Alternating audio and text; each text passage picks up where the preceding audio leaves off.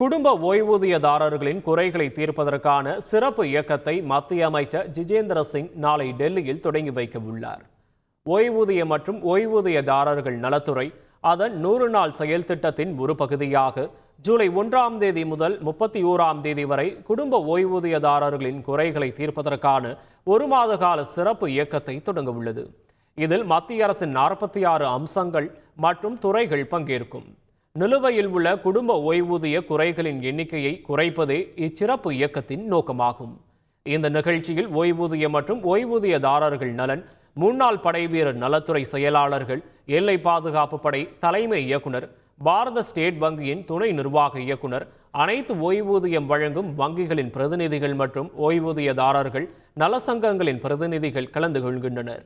குறைகளை விண்ணப்பதாரர்கள் நேரடியாக www.pgportal.gov.in பென்ஷன் என்ற இணையதளத்தில் பதிவு செய்யலாம்.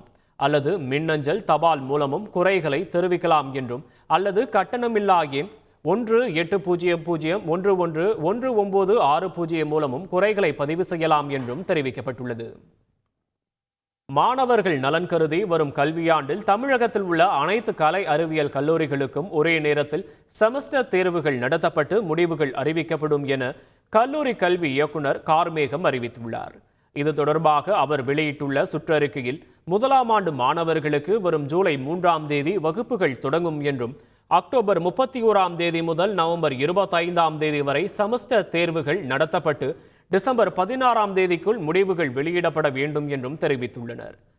அடுத்த கட்ட செமஸ்டர் தேர்வுகள் அடுத்த ஆண்டு ஏப்ரல் 15ஆம் தேதி தொடங்கி மே 10ஆம் தேதிக்குள் நடத்தி முடிக்க வேண்டும் என்றும், இதன் முடிவுகளை மே 31ஆம் தேதிக்குள் வெளியிட வேண்டும் என்றும் அவர் கூறியுள்ளார். தற்காலிக அட்டவணையாக தேதிகள் அறிவிக்கப்பட்டுள்ள நிலையில் தேர்வு தொடங்குவதற்கு முன்பாக மீண்டும் உறுதி செய்து அறிவிப்பு வெளியிடப்படும் என உயர்கல்வித்துறை வட்டாரங்கள் தெரிவித்துள்ளன.